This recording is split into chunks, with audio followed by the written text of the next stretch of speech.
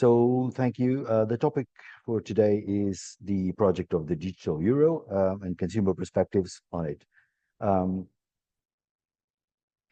as I said, I'm an economist, but also I would like to introduce DECO. DECO is the Portuguese Consumer Protection Association.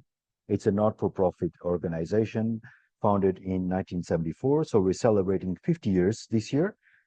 We are above 300,000 members. We are a part of BEUC and also Consumers International. We founded Consumare, which is a network of consumer associations of Portuguese-speaking countries across the world. So Timor, African countries like Mozambique, Angola, Cape Verde, Saint Tome and Prince, Brazil. And also we are represented in more than 10 international groups, and we do national advocacy and support for consumer disputes across the board. So not only financial services. Of course, today we're focusing on financial, but DECO do more than that. We now look at the digital euro and what was the vision behind the digital euro. So when you look at the statements coming from, for example, the launch of the project, the idea was to have a digital form of the euro, which is a central bank money, which now could be offered to consumers and businesses in the digital form. So along with cash, it could take the digital form. And the idea was to reinforce the EU's digital transaction, to strengthen the role of the euro internationally. And this is like a chess game where we have across the board several central banks looking at central digital currencies. And that's why also the euro has considered that, and the European space has considered that to be a part of this whole chess game across the board, across the globe. The idea also was to have an electronic means of payments beyond what was commercial bank money. So now we have a central bank money. And this is the central differentiating point between the digital euro and the electronic version of cash.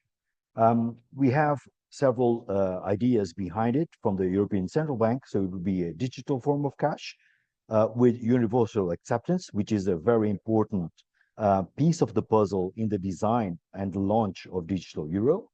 It should be, of course, free of charge, and the idea behind that is in discussion now and we'll see that later in the slides, from the proposal from the European Commission, which was set last year. It should also be available offline, so not only online. It should be, of course, secure and private, and this is crucial for the European consumers in its usage, because if we don't ensure a high level of security and privacy, we will probably not have adherence to the use of digital euros from the consumers, users' perspective. And of course, a guarantee of value, but that is coming from the backing of the European Central Bank. So we have exactly one by one between the cash version and the digital version of the euro. From also the European Retail Payment Board, which is a part of the development of the project, they also consider that the key objectives should be to have availability for everyone, usability for everyone. This is also a very important part where we make sure that the way to use the digital euro is accessible to all groups of consumers, not leaving anyone behind. And we will see the part of financial inclusion later.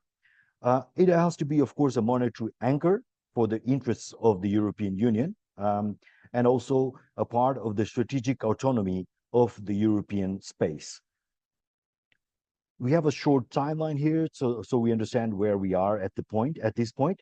So the project started back in 2020, and we had a report on the digital euro in October of 2020, and then the public consultation. From that point onwards, we had several number of steps taken in the project, and we had in June 2023, on the 28th of June, a proposal for a regulation of the digital euro. And this was a package by the Commission where you had the proposal for the digital euro, a regulation on it, and also a regulation for the legal tender of cash. And this is a very central piece, a very important piece, which we will analyze in the slides further on from the consumer perspective. But later on October 2023 and November 2023, there was a decision by the Governing Council of the ECB to launch the first part of the preparation phase. So we are now in that stage as we speak. Um, so when we look at digital euro and financial inclusion, we had a very important speech by Mr. Fabio Panetta at the Econ Parliament hearing in 2023. And there was a specific part which is very important for the consumers, which is there was a reference to the two aspects of accessibility and availability are essential to ensure that the digital euro can support financial inclusion. So where are we in financial inclusion? I've brought in some data which will allow us to have a view of where we are. So we have the World Bank index on financial global inclusion, and we can see that we are, in terms of holding accounts in the euro area back in 2021, we had already 98.5% of consumers or residents with holding an account. But then when we look at having access to internet, that number goes to 90%. And then when you look at owning a mobile phone, it's 93%. Owning a credit card, it's less than half, 49%. And then owning a debit card, which is a means of payment and means of access to cash and access to payments, it's 88%. So there's still room to improve. But when we look at Eurostat data from last year on individuals using the internet for internet banking, so this always gives a view of how digital and financial inclusion are working together.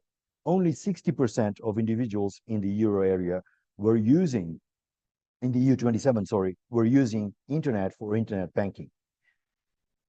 When we look also, we have to look at financial education, financial literacy levels, and this is very important. So how do European consumers understand financial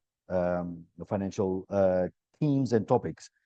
And these are results that are very important for us. So when we look at the results from the OECD INFE survey back in 2020, we had an average of 62% of the level of financial education in the EU27.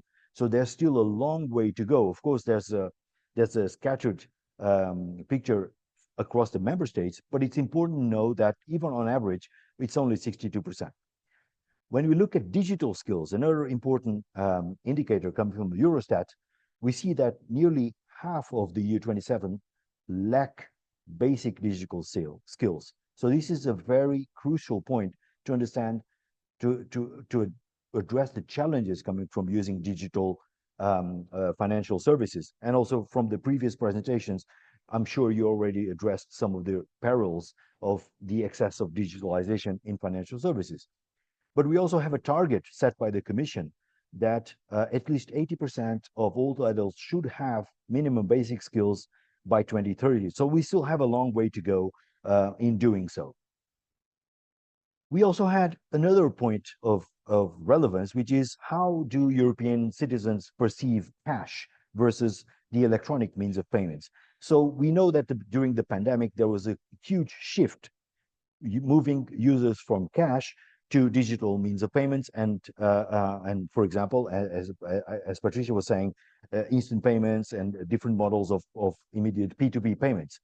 So when we look at cash, we see that even in the space report issued in 2022 by the European Central Bank, 60% of the euro area population considered that having the option to pay with cash was very or fairly important. And the main reasons were that cash is considered to make one aware of its own expenses. So it's a bit of a financial budgeting tool. It's also perceived to be anonymous, and this is crucial, again, to link with the digital euro project. And also that cash transactions are perceived to be immediately settled, and this also links with the digital euro. It's a dominant means of payment in P2P transactions. So 73%, although coming down from 86% before the pandemic, it's still 73%. So it's a very high number. And we also see that even after the pandemic, 54% of consumers reported there was no change in the level of cash used in transactions, while 14% actually said they still use more cash now than before the pandemic. So it's still a very important picture of the relevance of cash in the euro area and for the consumers. So now we come into the very important proposal, and that's the discussion and the presentation we're having today, The digital pact euro and the legal tender of cash proposals for regulation proposals set by the European Commission, which are being discussed as we speak by the Parliament and further later on by the Council. These two were presented on 28th of June 2023.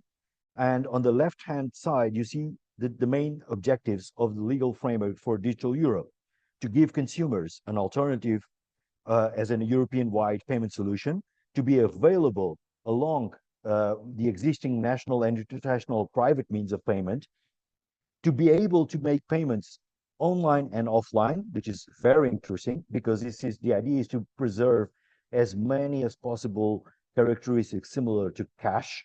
So these had to be made possible. The distribution model, it's based on banks and payment institutions across the EU. And merchants would have to accept, and this is crucial, acceptance, as we said about financial inclusion, to be relevant. Digital euro has to be also mandatorily accepted by merchants. Otherwise, there will be a bit of a gap in terms of the relevance of the digital euro as we speak. And of course, it's an important piece of the EU monetary sovereignty. But along with it, it's important to see the proposal by the Commission for the legal tender of euro cash. This is to make sure that there is no doubt on what is cash and what is its legal tender. So the idea is to focus on acceptance and access, to safeguard that there is continued widespread acceptance of cash. So again, acceptance, mandatory acceptance by merchants of payment by cash or digital euro. So this have to be hand in hand. That there is enough access to cash. Also, this is a big issue because many of you will probably know that in recent years, there's been a continuous trend of reduction of ATMs and bank branches and cash points. So this has made it difficult for many consumers, and especially vulnerable group of consumers, to have access to cash. So this proposal by the Commission actually tries to address that. In our view, there's still a gap in what the Commission wants and how it's been written down, because it says that member states have to monitor and report the situation in terms of the access to cash. We consider that there should be more relevant metrics to make sure that there is at least a wide sufficient network of ATMs and branches, making sure that anyone can have access to cash.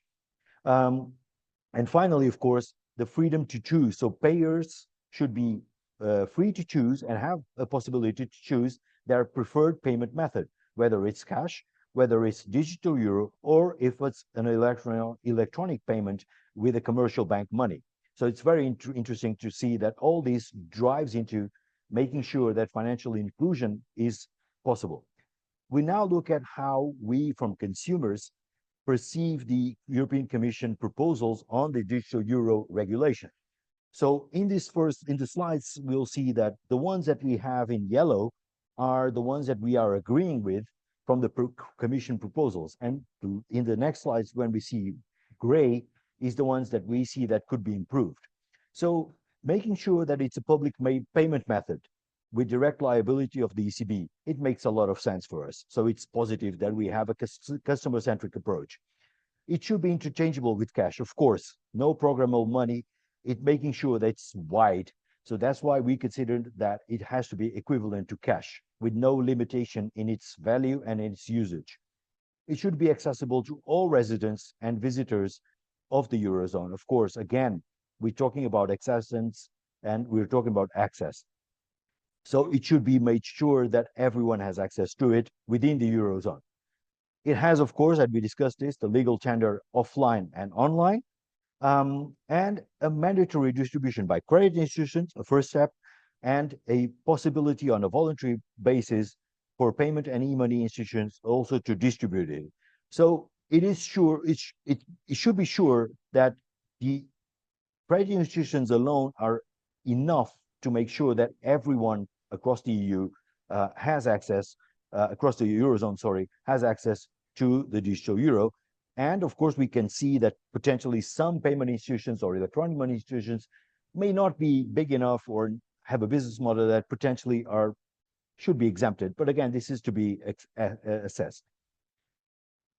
Limits on merchant fees, of course, this is very important. We should make sure that the business model and the distribution model of the digital euro does not have characteristics that may hinder this project itself. So the merchant fees are crucial to make sure that merchants have the interest of being part of the whole network of accepting digital euros. Otherwise, we will be driving them out, and this doesn't make any sense.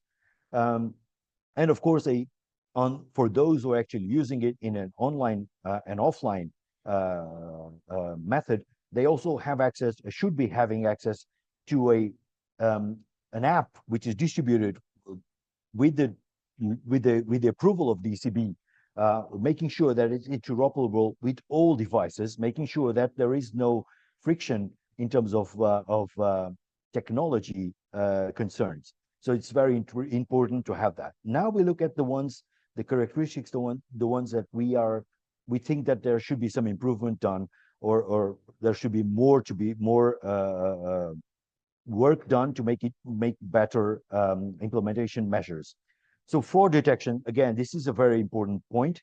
Um, while it says that the ECB may set up a centralized fraud monitoring and banks are obliged to implement state-of-the-art fraud prevention, we think that the central monitoring should not be on a may or a possible, it should be actually mandatory. It should be effectively imposed so that we have a tool which is already being considered for electronic payments and fraud detection, which is a monitoring framework.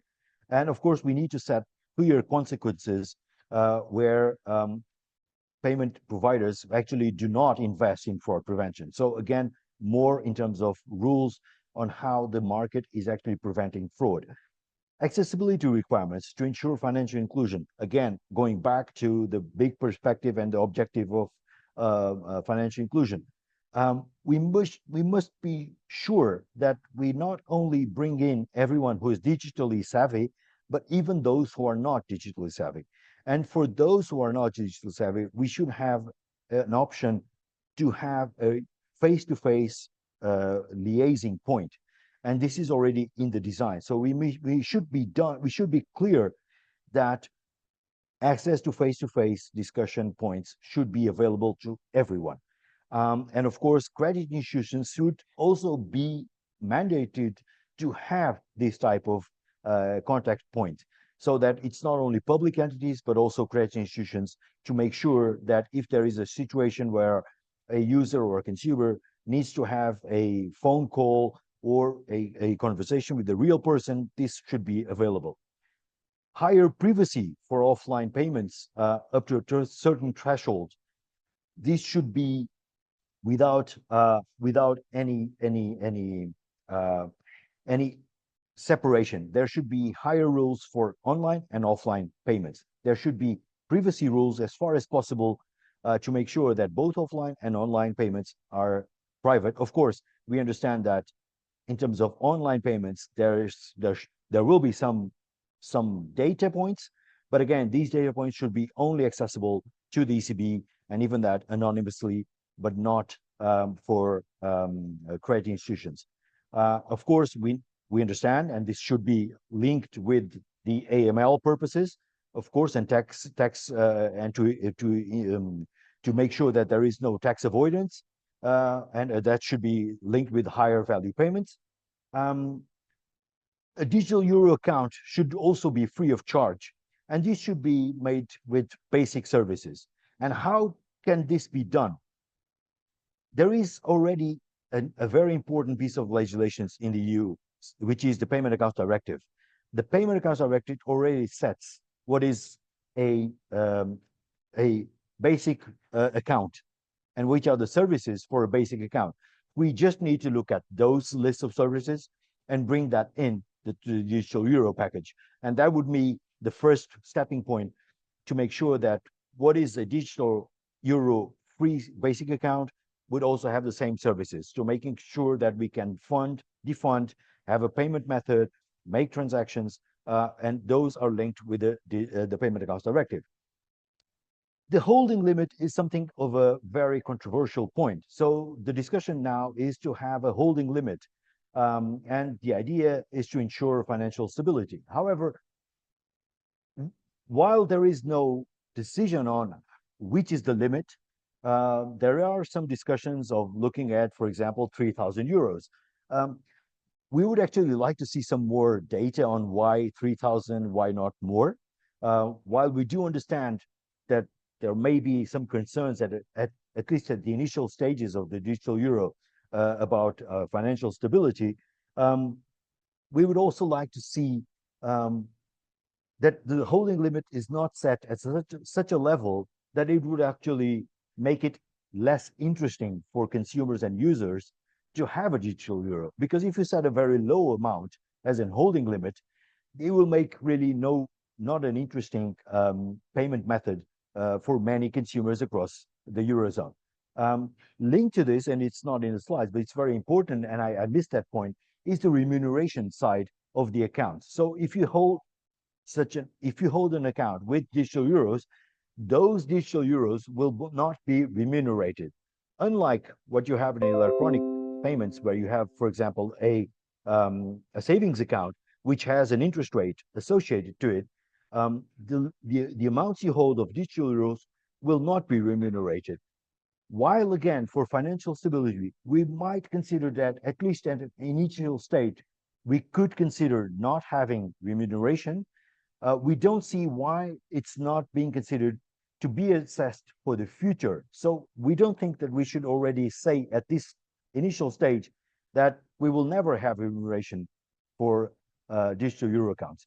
I think we should consider studying this in the future after we have this ongoing project to see whether there is actually a risk for financial stability from the holding limits and from the remuneration, and from that assessment, make sure we take the right decision at that time.